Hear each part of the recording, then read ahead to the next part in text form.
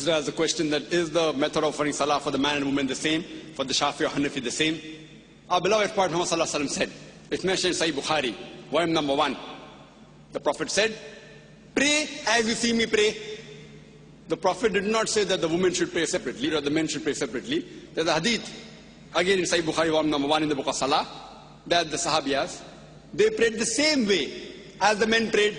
There's no different type of praying for men and women. You should pray the same as the Prophet prayed, irrespective whether you're a man or a woman. I am aware that there are books available in the market, in India and throughout the world, of different schools of thought, that the style of praying for women is different because they are seen and the men is different. There is no such Sahih Hadith. For reply in Islam, always, your answer should be backed up with Quran and Sahih Hadith. Always, Quran and Sahih Hadith. So whenever you give reference, any scholar, let it be the biggest scholar in the world. If he gives the answer, there should be proof, quotation from the Quran and Hadith. Ask him for proof. قُلْ هَاتُوا بُرْهَانَكُمْ. Produce your proof in kuntum sadiqin. There is not a single Sahih Hadith. There is no verse in the Quran which says that the styles for offering salah is different for the men and women. I am aware that scholars of their own view, they said, okay, fine, because women should be protected, they should pray differently. These are their thinking. But the Prophet never said that. We should pray as the Prophet prayed. Regarding the style for offering salah, as the Hanafi style and the Shafi style, I am aware that it does differ. The Hanafis, they keep their hand below the navel. The Shafis keep their hand on the chest. They do takbir. They say Ameen loudly. Again, my first answer. On Sahih Bukhari, the Prophet said, in volume number 1 in the book of Salah, pray as you see me pray. And all the 4 Imams, Imam Shafi, Imam Ahmad ibn Hanbal, Imam Abu Hanifa, Imam Malik, all the great 4 Imams said that if you find any of my fatwa which goes against Allah and His Rasul, throw my fatwa on the wall. I am aware Abu Hanifa, may Allah be pleased with him. He was a great scholar, I respect him, I love him. People say that he said that when you offer salah, keep your hand below the navel. There's a hadith in Abu Dawud, if you read volume number 1, book of Salah, which says that the Prophet kept his hand below his navel when he offered salah, but this is a Zaif hadith.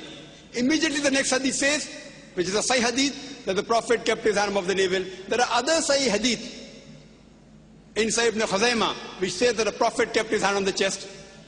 So when there are Sahih hadith saying the Prophet kept on the chest, the hadith below the navel is Zaif.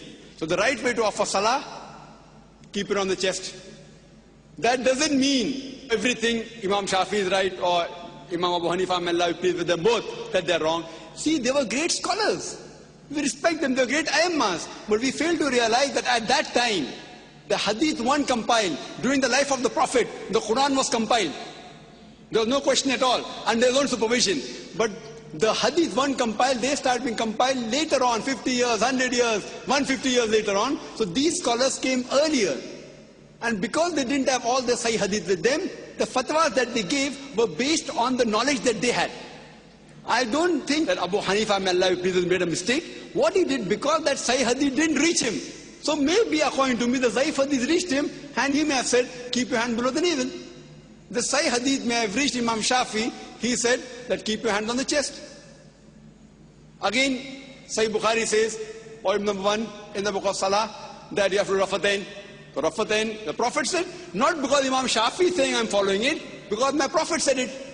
Now in wudu, there's a verse in the Quran in Surah Ma'idah, chapter number 5, that it says that when the woman touches, the wudu breaks. The Arabic word is masa, coming from namasa, which means touch. According to Imam Shafi, may Allah be pleased with him, he says that if the woman touches, the wudu breaks. Imam Abu Hanifa said, if the woman touches a man who's in wudu, wudu does not break. Now the Arabic verse of the Quran says, la masa, if the woman touches, wudu breaks. But there are 2 meanings of masa. One is a sexual touch, and the other is a physical touch. So Imam Shafi, may Allah be pleased with him, he took it as a physical touch. Imam Abu Hanifa, he took it as sexual touch. So both had a difference of opinion. But when you go to Sunnah Abu Dawud, volume number 1, in the hadith of Aisha, may Allah be pleased with her, the Prophet was in wudu, he kissed her. And the Prophet, without doing wudu again, went for salah. There's another hadith in Sahih Bukhari, in the book of Salah, volume number 1, the Hazrat Aisha was sleeping, Prophet put the leg on her for salah. So this proves that physical touch does not break the wudu. So here, Abu Hanifa, may Allah be pleased with him, is right. And Imam Shafi, not that he made a mistake willfully, that hadith didn't reach him. So all were great scholars, and all the Imams said that if you find any of my fatwa which goes against Allah and His Rasul, then throw my fatwa on the wall. So I say that I am a Pakka Hanafi. Dr. Zakir Naik is a Pakka Hanafi. Why? Abu Hanifa maybe gave the fatwa, keep down below the navel while offering salah, but the Sahih Hadith says keep on the chest. So I, while offering salah, I keep off my chest. I am a Pakka Hanafi.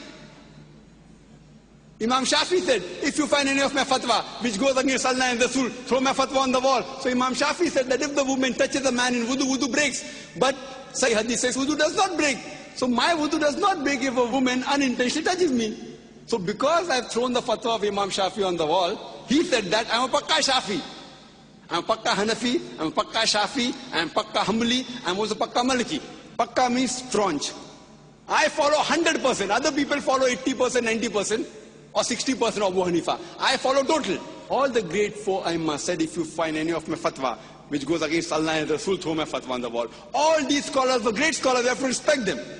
But you have to realize that the hadith weren't compiled. Today, everything on the fingertips, on the CD-ROM, in the books available. So now the scholars are there, and out of lack of information. For example, there's my brother, who's a doctor, and Copernicus. Copernicus was a great scientist. But my brother has more knowledge than Copernicus on science, even more than Einstein. But Einstein was more brilliant, because today science is advanced. That doesn't mean my brother is more genius than Albert Einstein. Albert Einstein is a much bigger genius than my brother. But now brother, because hundreds of years have passed, he has more information about science. So information he has more. But a bigger genius is Albert Einstein. Isaac Newton, is Copernicus. But today, because science is advanced, we have the information with us. So those scholars were great genius. We love them, we respect them. But today the information has been compiled, so we have to realize, as Allah says in the Quran, in Surah Al-Imran, chapter number 3, verse number 103, وَاتَصِمُوا بِحَبْلِ اللَّهِ جَمِيعًا وَلَا تَفَرَّقُوا. Hold the rope of Allah strongly and be not divided. We should not divide ourselves into all sects. So the only way of offering salah is not Hanafi style or Shafi style or Maliki style. It is the style of the Prophet.